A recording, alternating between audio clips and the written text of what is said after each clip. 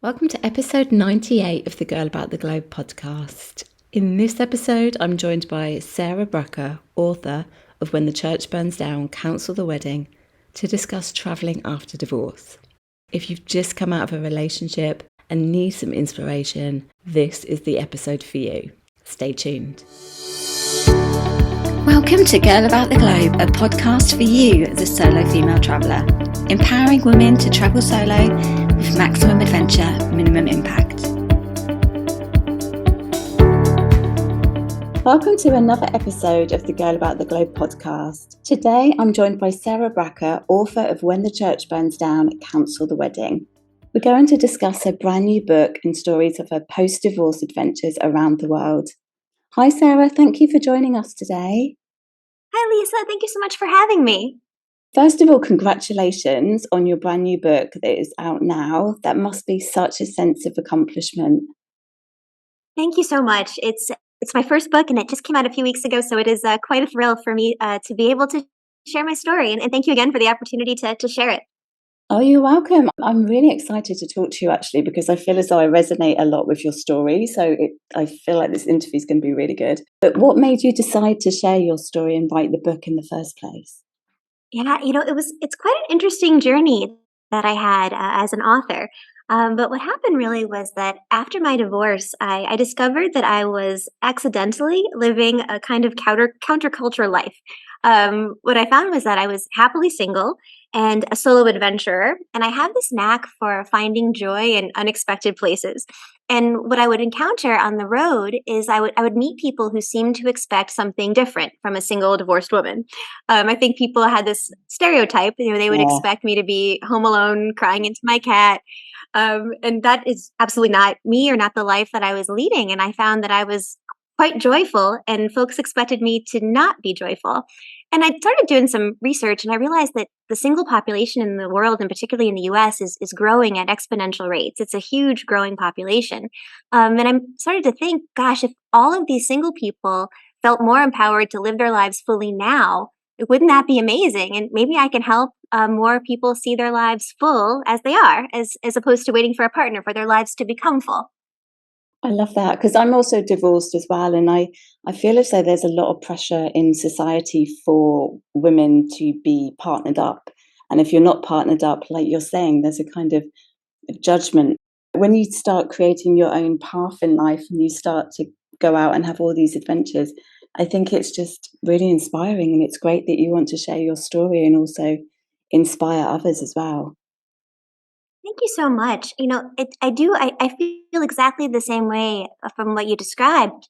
It seems like people are always expecting me to be on the hunt for a new partner. Yeah. That seems to be the quest. And I get a lot of people asking, why are you still single? And that word still, it makes that question less question and more judgment. So I think it's possible to be happy in any state of life. And I really hope that maybe I can share that and help others see the possibilities. You seem really happy, actually. You come across as really joyful. Thank you. I am. But when you actually wrote the book, because it's a memoir, I mean, obviously with the story and what happened, was there an element of vulnerability when you were reliving those moments? Yes, absolutely. It's kind of the challenge of writing a memoir is how personal is too personal, right?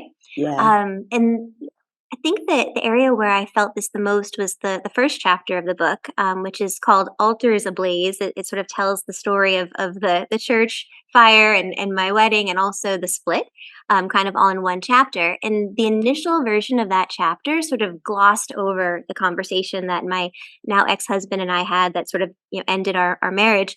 And my editor just kept pushing me, you need to write more about this. You need to share more about what happened. You can't, that's not a detail you can kind of gloss over. And I resisted. I just felt like that was too much to put out on paper and out into the world. And she insisted and I resisted. And we went on like this for a bit. And finally she won. And I sat down and wrote, that conversation. And it was kind of an amazing experience, to be honest, like to sit in front of my computer and to relive that, very painful moment, Mm. ended up being one of the most cathartic experiences of my life. And even now, when I look back and I read it, you can feel that, that the emotion in that moment, but it's now not a part of me anymore, if that makes any sense. It's sort of out there, but it's not in me. And I feel like I healed by experiencing that. And I actually hope that when readers read it, they might also get a little bit of that from the words. Yeah, so in a sense, it was a bit of closure for you as well. It really was, and I feel like, I guess I thought I had, fully moved on from the experience, but I think that really was the moment when I felt like I had fully moved on from the experience. I think it takes a lot of courage to create your own path in life. Did you come across any resistance from society during your journey afterwards? I know you mentioned it a bit before. Yeah, absolutely. I think there is this idea that when once you find yourself unpartnered, you should be sort of on a quest to re-partner. And it's this there's this idea that happily ever after looks one way, right?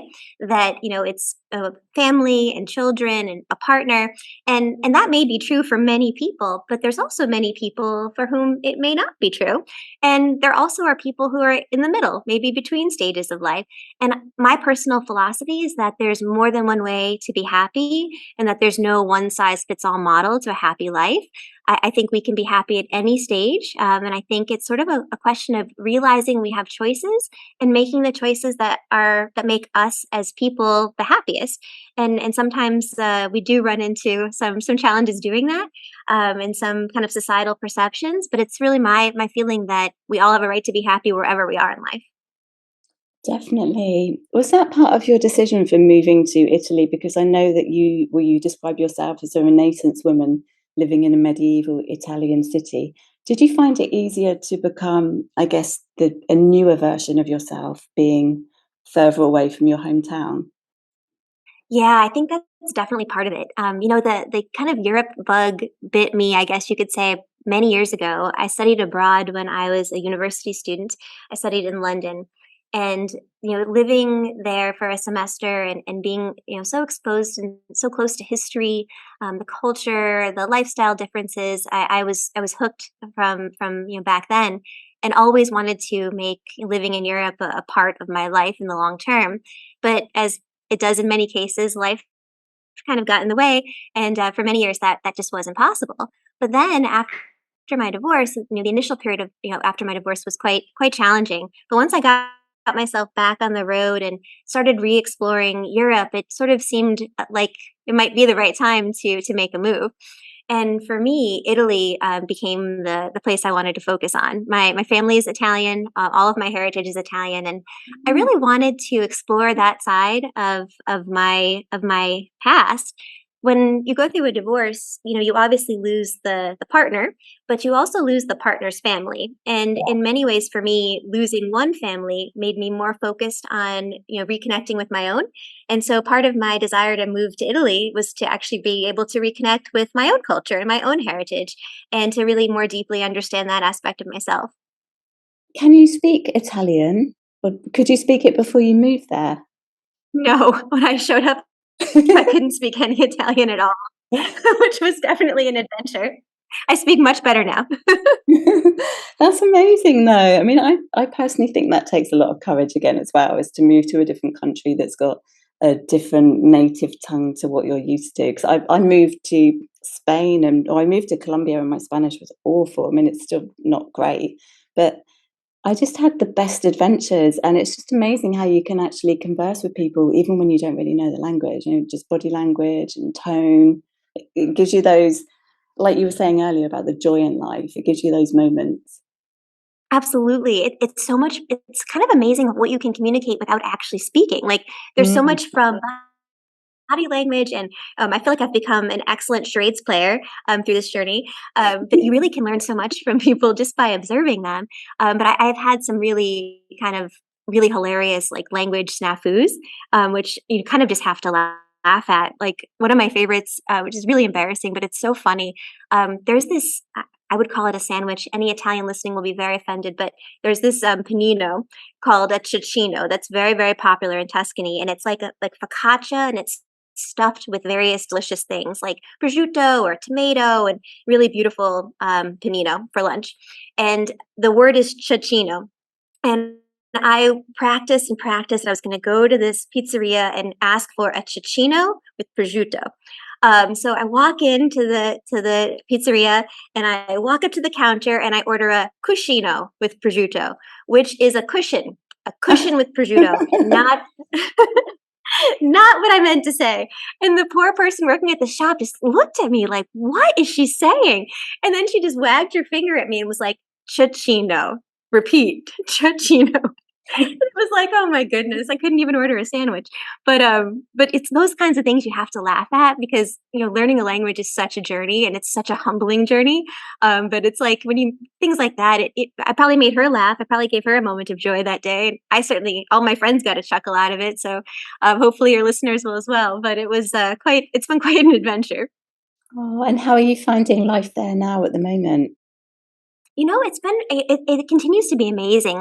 Like I one of the things I always admired about Italian culture was the sense of community that I Mm. really always believed was here, and I've experienced that firsthand. I think moving here, not really knowing anyone, not speaking the language, it's been kind of incredible just how quickly I feel like I've become part of the community and my language skills have improved, that's certainly been more and more possible. But living here is just really remarkable. It's such a different mentality, such a different lifestyle, such a different perspective. Like I said, on community, it's been very, very fulfilling.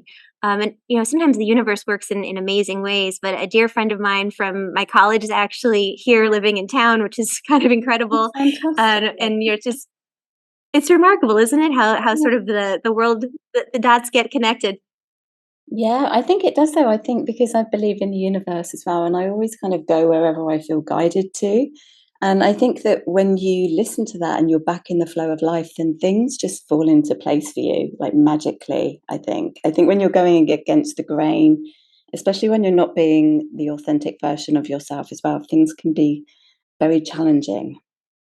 I couldn't agree with you more. I absolutely think so, and it was like the moment I made the decision to move here, it seemed like the universe lined everything up to make that possible, and, that was in the middle of kind of the heart of the lockdown, for the pandemic that I kind of came to this conclusion I should come.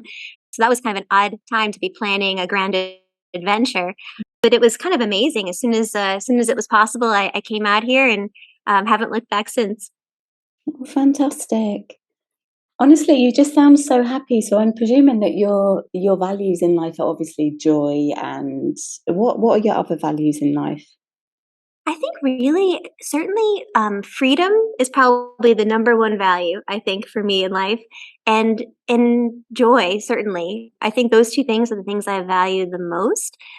For me, I think there is nothing better than that sense of what is possible, and, Mm, for many years, I think I had lost that, and certainly, that post-divorce period was a very challenging period, but the journey towards rediscovery and the journey of understanding that possibilities exist, that process really changed me in a way now where I think I see possibility and I see joy and I see wonder around every corner, and I think every experience can be an experience for joy and I'm always on the lookout. how did you cope post-divorce? Because you go through a grieving period, don't you, when you get divorced? You go through the 7 stages of grief, and it can be such a challenging time. Yeah, for me, I was in the initial period after the divorce, I would say that I was very, very numb. It was almost just like I went to work every day and I really don't have a lot of clear memories even of that period of time. I was just so numb. And then after the sort of numbness wore off, the bitterness set in. That was not better. I didn't enjoy being a bitter person. Yeah. And what I realized was that I needed to do something to sort of jumpstart a change. I didn't want to be bitter. I didn't like the life that I had. I couldn't get my old life back, so I needed to do Yeah. something, right, to make a change. And for me, that first step was really around travel. My first ever solo international trip, and that was sort of my way of saying, "I'm putting a stake in the ground. I'm trying something different." And I went to Amsterdam, which is a city I had always wanted to visit, but had never made it. And I was terrified because it was my first ever solo trip. I had traveled in the past before, but always in groups or work trips, never a solo vacation. And quite frankly, I was terrified. And it's kind of funny because, well, I'm kind of a nerdy person. I love Excel and I love like data and things like that. So I built myself this massive Excel spreadsheet to like organize the trip details. And this gave me great comfort. And that I think is kind of what enabled me to be able to actually, take that step and go. And then when I got to Amsterdam, like I had this idea that it would just be so hard, as a woman traveling, everything would be difficult. Mm. And what I found was, much to my surprise, that was not the case. Like it was actually not nearly as difficult as I had envisioned it would be. And in fact, there was this one day where I woke up to sunshine, which is not common in Amsterdam, and I decided to take a walk to the city's famous flower market. And I was walking along the canal with these beautiful flowers and every color of the rainbow.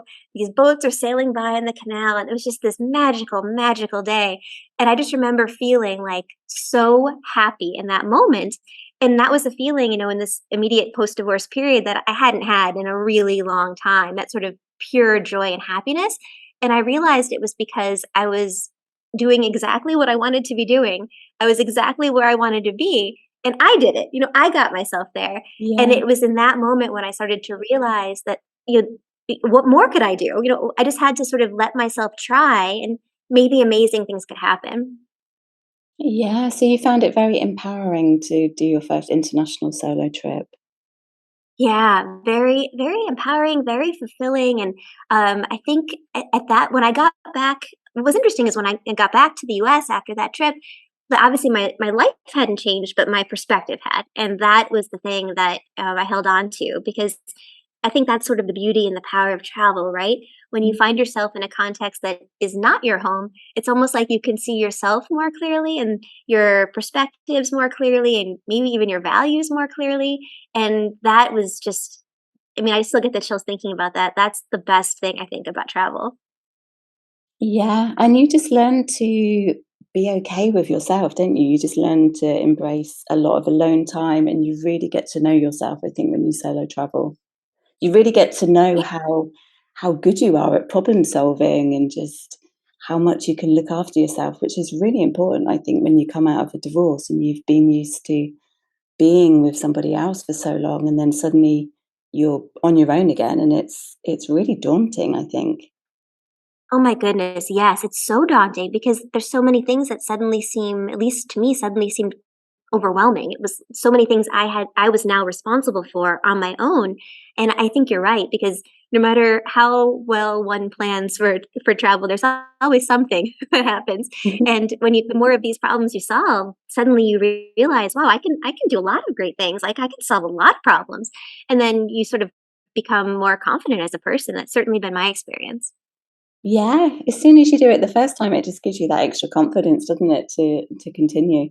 I think because I've traveled a lot, but even before every single trip, I get nervous and anxious, and I think, can I do this? So I think it's just your, I don't know, your ego's way of keeping you safe and wanting to protect you from stepping into the unknown. But when you do step into the unknown, generally it's not as bad as your mind's built it up to be, is it? Yeah, I feel the same way, and I love hearing you say that because I also feel the same way. It's like every time I take a new trip or try something really new and out of my comfort zone, I have that moment of like, "What am I doing? Why Yeah. am I doing this?" And so it's nice to know I'm not the only one. Do you have any more trips lined up, or are you just planning to stay in Italy now forever? I would love to stay here. But, it's I always have more trips lined up. I kinda can't help myself. But my favorite place in the world to travel is Santorini in Greece, so I go there now. Yeah. It's much closer than it used to be. So I do go there quite a bit now, and I'm loving exploring the different parts of Italy. There's so many parts to explore. I think it's people tend to know the main travel regions, but there's so many kind of undiscovered, at least to me, undiscovered gems. So that's been amazing to kind of poke around and learn more and practice my Italian more. But also, coming up will be, the Christmas markets, which in Northern Europe and Germany are quite amazing, and I love the festive season, so I might try to spend a little bit of time up north to see that as well. Oh, fantastic.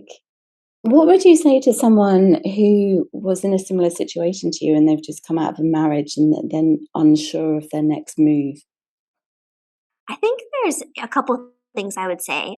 The first thing I would say to anyone coming out of a divorce or in kind of a suddenly single situation is that you'll be okay.